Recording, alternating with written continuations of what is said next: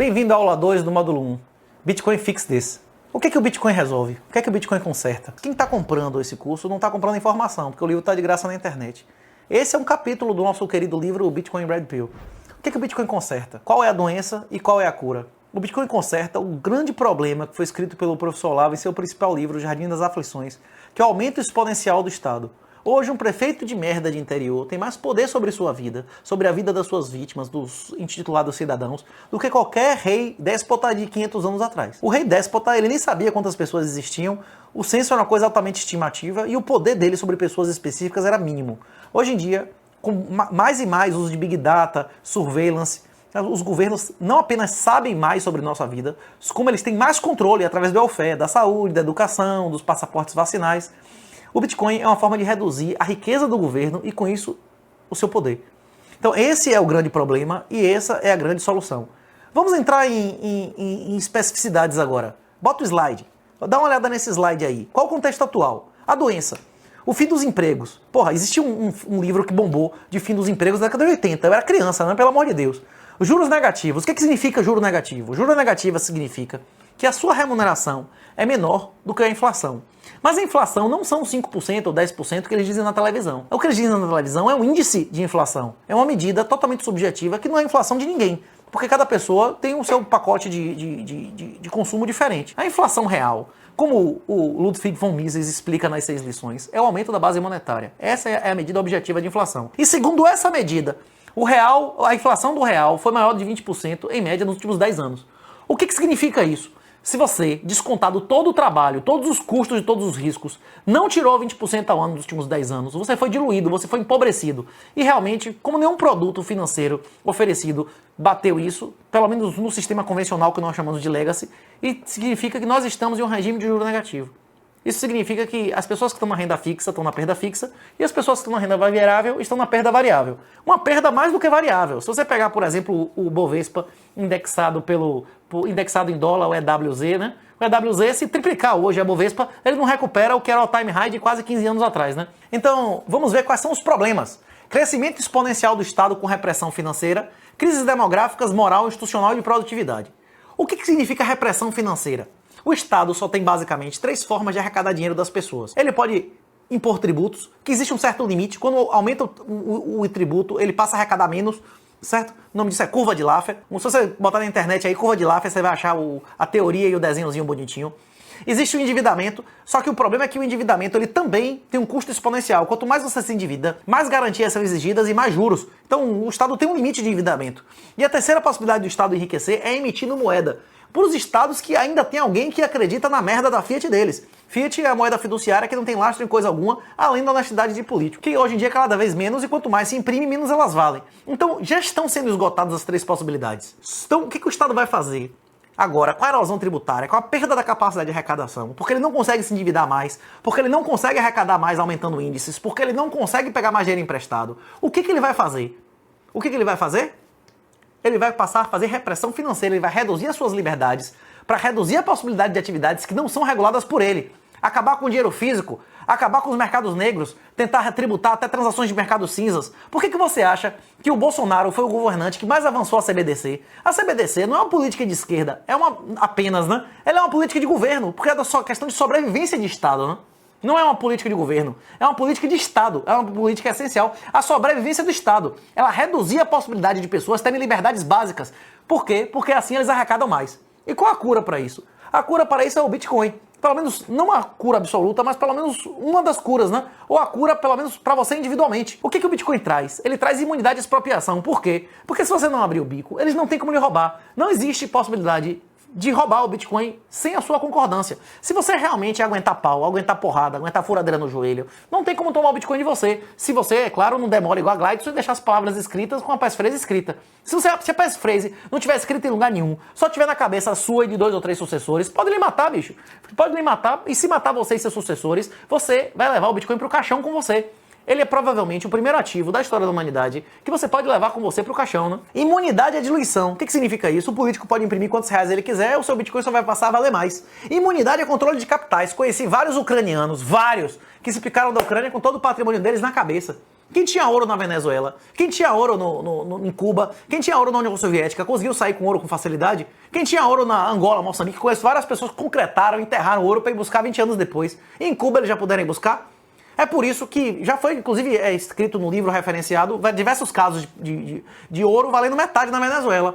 Custa mais caro tirar o ouro da Venezuela do que tirar do subsolo. Ouro não é solução para o sistema totalitário com controle de capitais. Assim como ouro, em várias a gente vai mostrar aqui com gráficos e tudo mais, também não é solução como reserva de valor. O ouro esse ano, o ouro ano passado, o ouro há 2 anos atrás, chegou a valer menos do que no ápice de 2011, em dólar nominal, que o dólar desde daquela época foi diluído 5 ou 6 vezes. Então, o ouro, considerando a inflação real, que é o aumento da moeda, desde 2011 diminuiu por 5, 6 vezes o valor dele. Então é isso. O Bitcoin é a solução em relação à reserva de valor. O Bitcoin é realmente o ouro 2.0. Porque o ouro passou a ter uma fragilidade na hora que os governos começaram a controlar a entrada e saída de países. Quando inventou passaporte, inventou detector de metais, inventou o controle de alfandegário. E o Bitcoin é imune a isso. Você leva o Bitcoin na sua cabeça, você transmite o Bitcoin por qualquer meio de comunicação. Por telefone, por carta. Você que manda, bicho. Por SMS, por rádio, utilizando a Lua como satélite, por qualquer meio. E nós acreditamos que cada pessoa... na história da humanidade, existem ciclos intergeracionais, existem características típicas de colapsos civilizacionais como o nosso. A gente está passando por um colapso civilizacional. Esses valores femininos, essa desmoralização, esse fé, essas pessoas deixando de usar poupança, a diluição da Fiat, são características unânimes da maioria dos sistemas que colapsaram. Existe claramente na história da humanidade uma altíssima correlação entre moralidade da moeda e moralidade do comportamento. Quando não vale a pena poupar, a maioria das pessoas não poupam. As bactérias respondem a estímulos, os fungos respondem a estímulos. O que você acha que pessoas não responderiam?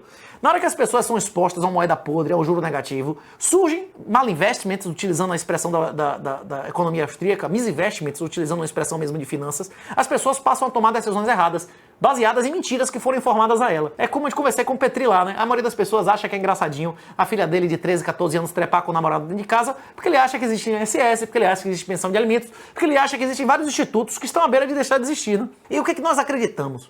Que as pessoas sendo expostas a uma reserva de valor, como nunca houve, porque o Bitcoin é mais escasso do que o ouro já foi. Além de ser mais escasso, o Bitcoin tem sua escassez pré-programada. Nós não sabemos em 10 anos, em 5 anos, quanto ouro vai estar disponível no mundo. Eles podem amanhã, pode cair um meteoro de ouro e eles podem descobrir ou produzir mais ouro. Nós não sabemos. Nós sabemos seguramente quantos bitcoins serão produzidos até o fim da história da humanidade. Daqui a 100 anos, daqui a 50 anos. Se pode afirmar de maneira mais segura que o Bitcoin será uma reserva de valor, se ele continuar existindo, em 30, ou 40, ou 50, ou 60 anos do que qualquer outro bem. O que o Bitcoin pode fazer? Existem comprovações sistemáticas de que o acesso a uma moeda superior modifica comportamentos e preferências temporais. E que preferências temporais são uma característica mais determinante do sucesso de pessoas, de famílias e de países do que o próprio QI. É isso que a gente vai abordar nos próximos slides. O que é dinheiro, o que é moeda, fiat e reserva de valor? Tudo que tem as características aristotélicas de moeda, que foram definidas por Aristóteles há 2.500 anos atrás. Fungibilidade, divisibilidade, transportabilidade. Todos eles, quem satisfaz essas características é moeda. Se além dessas características ele for reserva de valor, ele é dinheiro. As fiats, as moedas fiduciárias de governo, que são lastreadas em honestidade de político, elas venceram o ouro. Elas são mais usadas do que o ouro, inclusive como entesouramento, como forma de guardar riqueza. Hoje existe 10 vezes a riqueza que existe no ouro em fiats.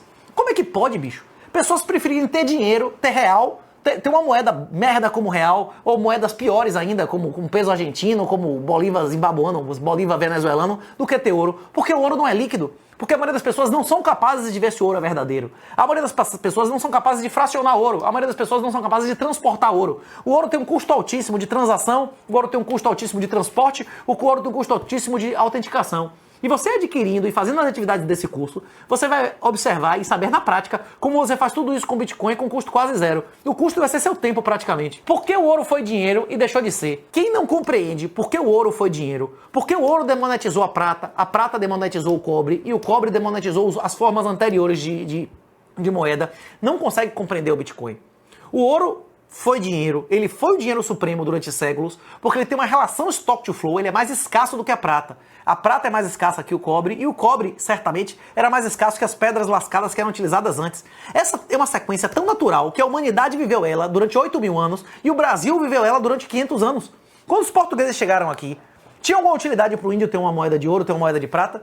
Era muito mais útil para o índio ter um machado de ferro, uma faca, um espelho, um cachorro, uma galinha que ele podia multiplicar a galinha, tirar ovo da galinha. Eles não tinham animais domésticos, os índios daqui do Brasil. Então é natural que uma economia primária, primitiva, comece com praticamente toda a riqueza em coisas físicas e depois praticamente toda a riqueza vai para coisas não físicas, para o conhecimento puro. É esse processo que a gente está se encerrando agora com o Bitcoin. Quanto é toda a riqueza do mundo e onde está hoje e estará? Nós acreditamos que com a adoção do Bitcoin por mais pessoas e famílias e empresas, o nível moral, intelectual, o nível tecnológico, a humanidade vai passar por um renascimento como aconteceu o renascimento medieval. Porque as pessoas vão modificar os seus padrões morais, modificando suas preferências temporais. Isso é muito bem explicado no livro Safe de Amos.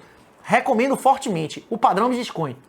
Também a gente dá uma resumida no Bitcoin Red Pill, mas ele não é o tema principal do livro, como é o Bitcoin do professor Amos. Quanto é toda a riqueza do mundo? Existem vários relatórios. Nós, inclusive, referenciamos diversos relatórios. Agora, seguramente, existem quadrilhões de dólares de riqueza no mundo. Nós colocamos alguns dados a seguir, que vocês vão ver. Existem mais de 300 trilhões em imóveis. Existem mais de 300 trilhões em dívida. Existem mais de 100 trilhões em fiat. Existem mais de 100 trilhões em valores imobiliários, em equity. Esses números, quadrilhões, trilhões, bilhões, são quase inconcebíveis para um cérebro humano. A maioria das pessoas da humanidade, nas gerações anteriores, nunca precisaram pensar em termos de números tão absurdos. E talvez nunca mais voltem a precisar, né? O que é juro negativo? Já disse que era juro negativo. O juro real negativo é quando a remuneração real é menor do que a inflação. E a inflação real aumenta a base monetária. Aqui no caso do real é mais de 20% ao ano. A gente vai ver aqui que em poucos anos a base dos Estados Unidos, o número de dólares, aumentou por 6 vezes. E do Brasil aumentou tipo 20, 30 vezes, né? Senhoriagem. Senhoriagem é o monopólio pela remuneração da moeda.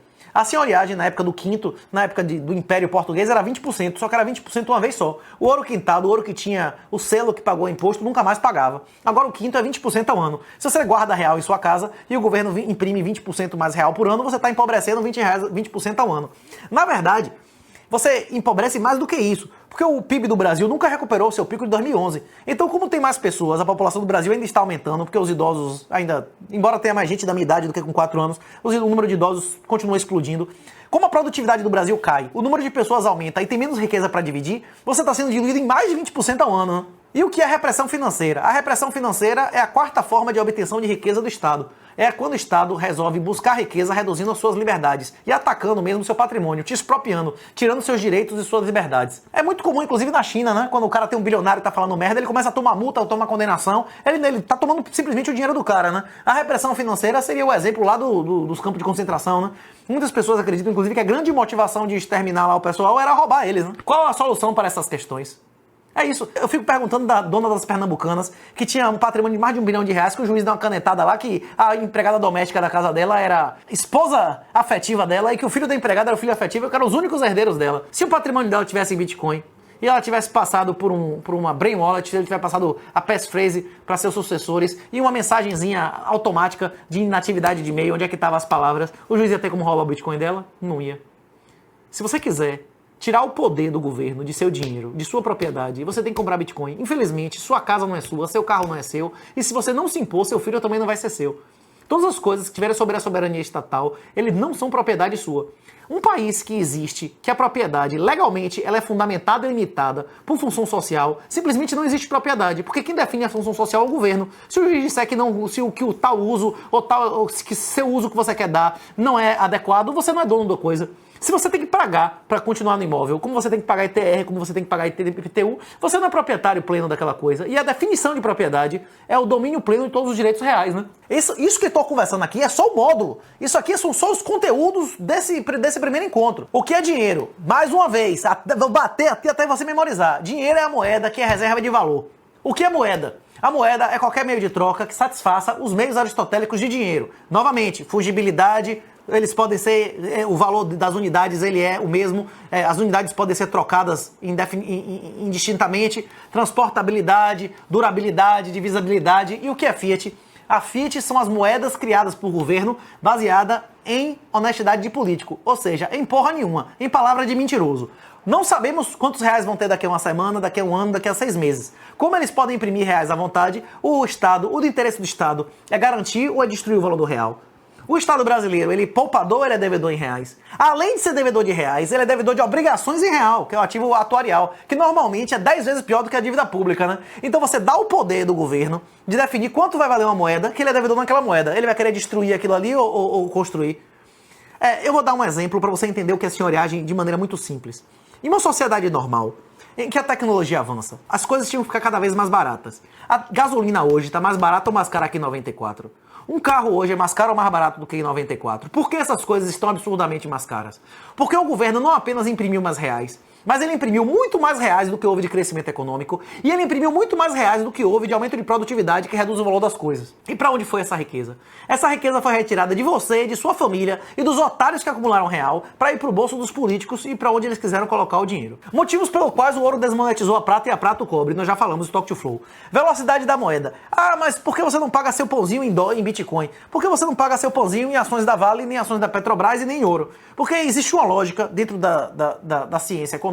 Se você quiser pesquisar isso, veja a lei de Gresham, que é a moeda mais pulsa boa. Se você for em qualquer cadeia, se você for lá agora na guerra da Ucrânia, lá na trincheira, o pior cigarro, a pior comida é a moeda, porque todo mundo quer se livrar, ela circula mais. As moedas de pior qualidade tendem a circular mais. Efeito Cantillon.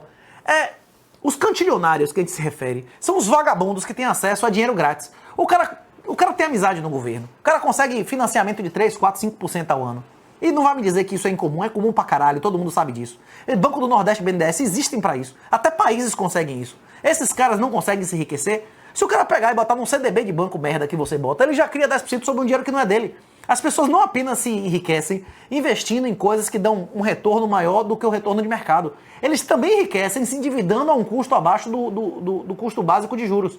Da taxa básica de juros. CBDCs, Central Bank Digital Currencies, são as moedas dos bancos centrais. O que significa CBDC? CBDC significa o fim da sua liberdade, o fim da moeda física e o método básico de repressão financeira. O método básico do governo é aumentar a arrecadação, tirando suas liberdades individuais, por exemplo, a privacidade de usar moeda física.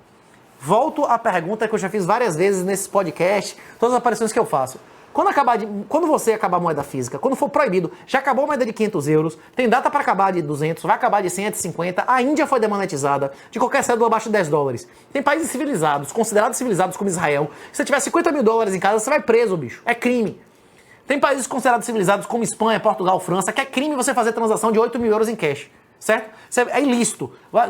Você vai responder criminalmente se você ficar andando com um monte de dinheiro, certo? Eu lhe pergunto, quando acabar a moeda física, quando as moedas físicas no Brasil foram reprimidas, você vai receber seus 5 milhões de reais que você jogou no jogo do bicho no Pix, você nunca vai tocar nesse dinheiro e você vai ter problema criminal o resto da vida. Alguém vai comprar um escama de cocaína no Pix, o usuário vai comprar uma peteca de cocaína, uma escama, o intermediário vai comprar no Pix pra rede estar toda prontinha ali pra todo mundo ser preso.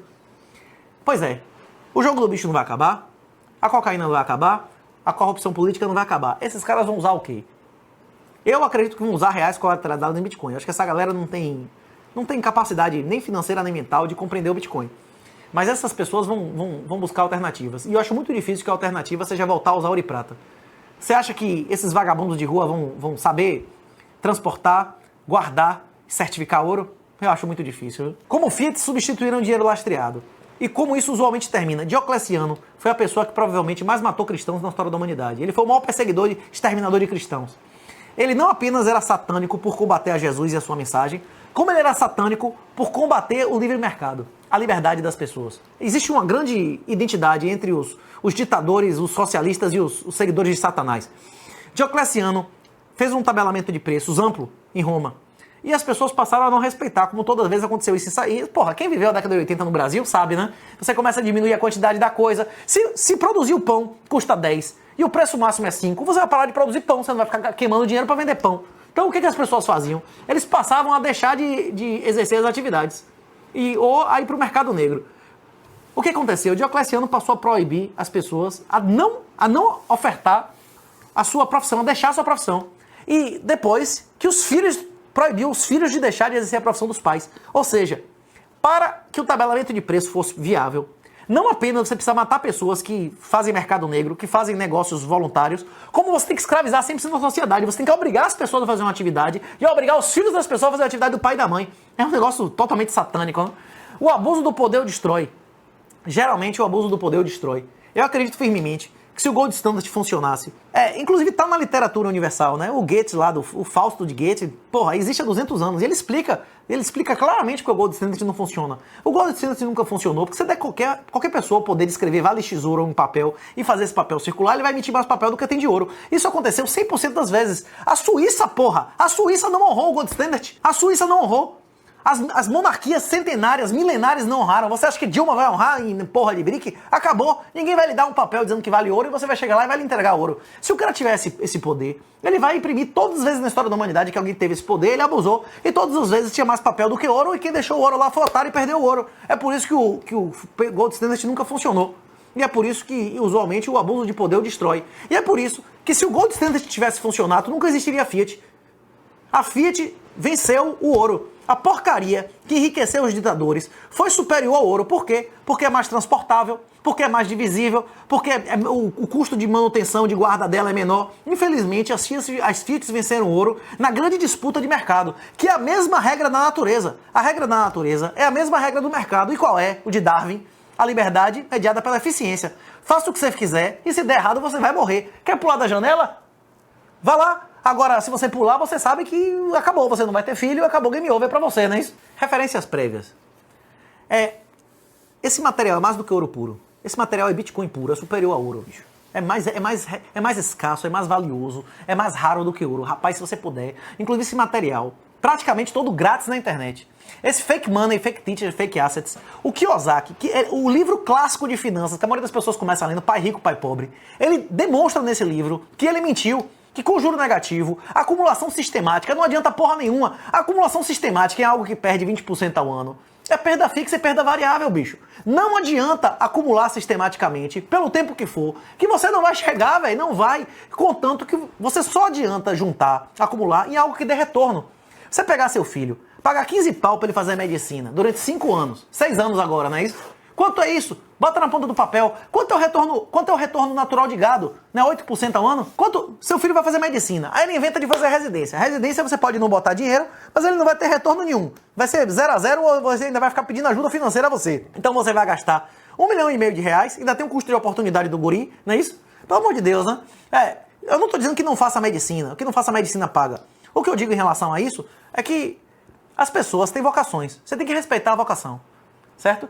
Tem pessoas, a maioria das nossas decisões, elas não são financeiras. Mas você não pode ignorar o aspecto financeiro das decisões.